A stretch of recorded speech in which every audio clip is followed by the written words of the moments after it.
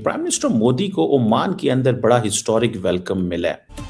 Oman के Muscat पहुंचे प्रधानमंत्री मोदी, मस्कट में पीएम मोदी का भव्य स्वागत।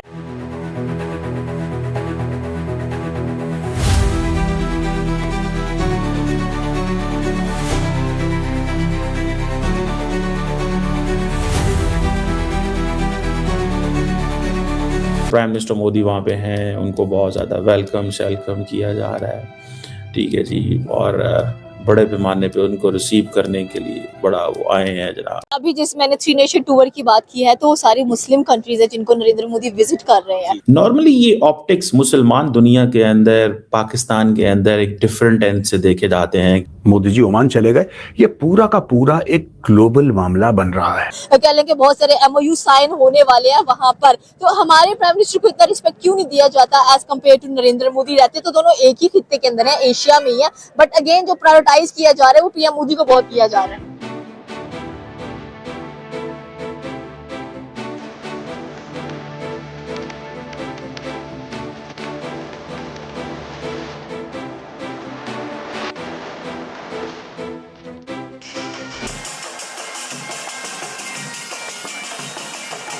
ये इस्लामिक ब्रदरहुड, इस्लामिक उम्मा ये सब फ्रॉड है दोस्तों।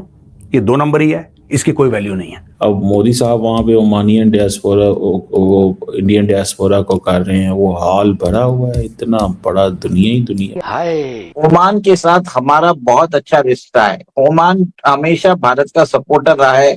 कश्मीर इश्यू पे, OIC पे भारत का उसने हमेशा साथ दिया है और उन्होंने यही स्टैंड दिया है कि बायलैटरल एग्रीमेंट है कि अगर हम हिंदुस्तान और पाकिस्तान को देखें तो हिंदुस्तान में जो डेमोक्रेटिक कंट्री के तौर पे उनको देखते हैं, या उनका जो सिविलियन गवर्नमेंट जो रहती है वो बहुत सक्सेसफुल हमें दिखाई देती है। देखिए, इंडिया के जो स्ट्रेटेजिक इंटरेस्ट ओमान के अंदर है ना, वो सिक्योरिटी ड्रिवन। एक तो मैरीटाइम सेंट्रिक है, ठीक है जी। और ओमान जो है इंडिया का इंपॉर्टेंट पार्टनर है गल्फ रीजन में और वेस्टर्न इंडियन ओशन के अंदर।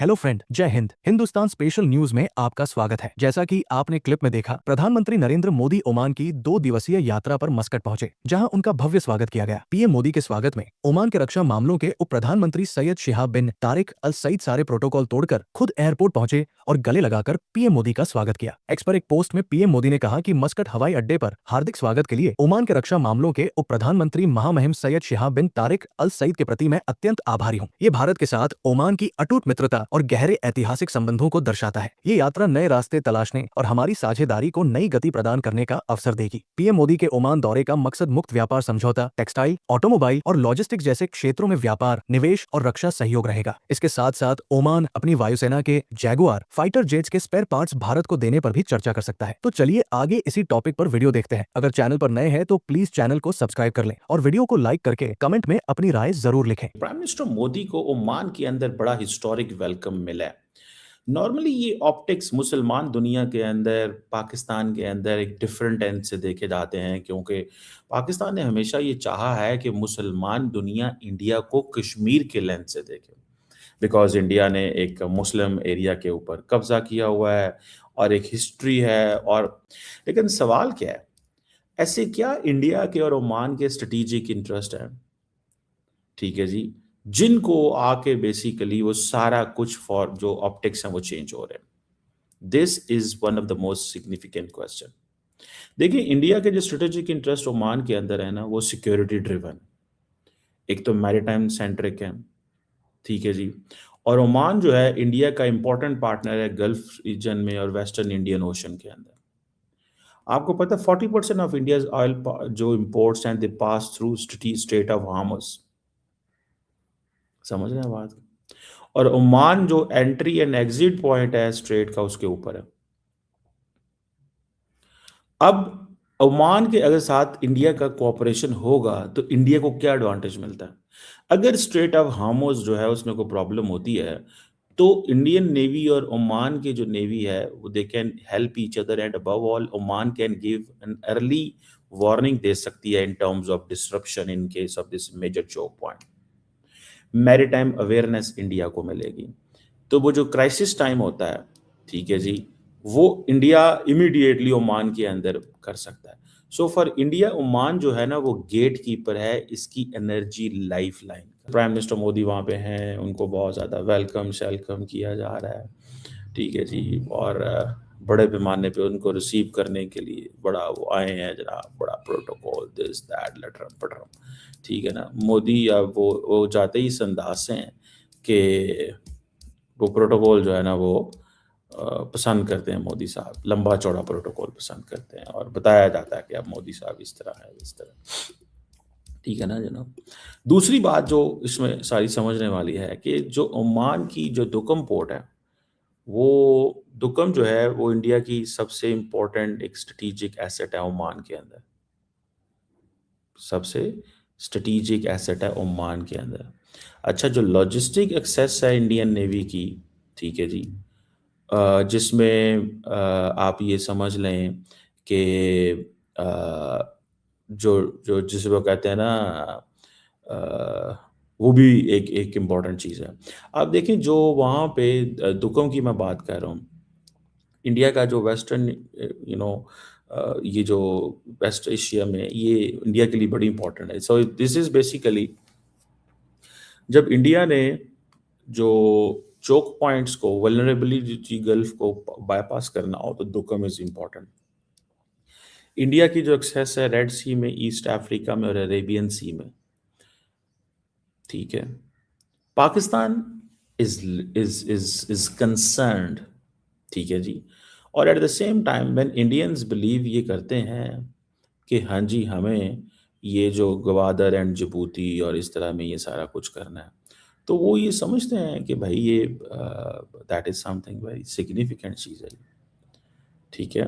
तो वो एक वो उस एंगल से भी देखा जाता है, उस एंगल से भी देखा जाता है कि ये चीज़ जो है ना that is there.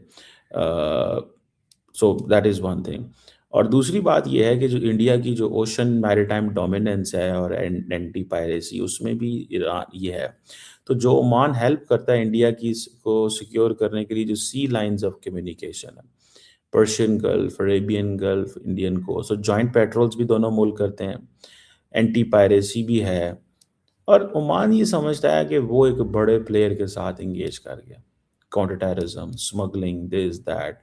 India use करता है ओमान को, ठीक है जी, कि वो as a net security provider है इंडियन ओशन में। ओमान के साथ हमारा बहुत अच्छा रिश्ता है। ओमान हमेशा भारत का सपोर्टर रहा है।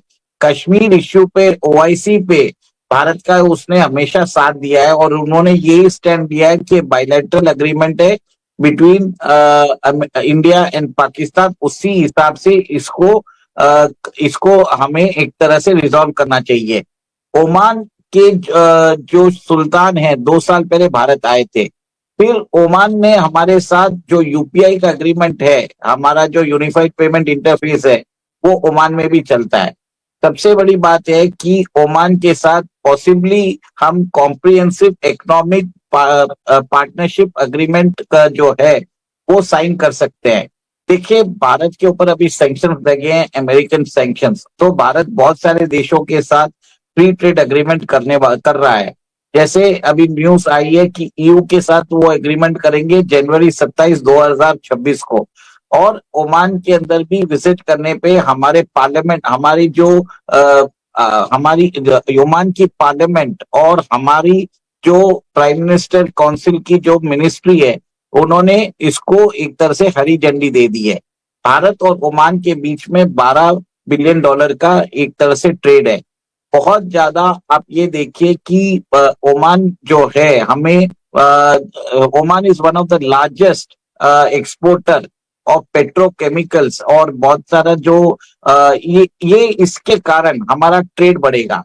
सबसे बड़ी बात यह है अंबर जी कि ओमान हमको 25 से 27 जो जैगुआर जेट्स है जो उन्होंने डीकमीशन कर दिए हैं, वो भारत को देने वाला है। भारत ये जेट्स भारत आएंगे, और इसके जो स्पेयर पार्ट्स है वो हम यूज करेंगे हमारे जैगुआर के जेट्स में।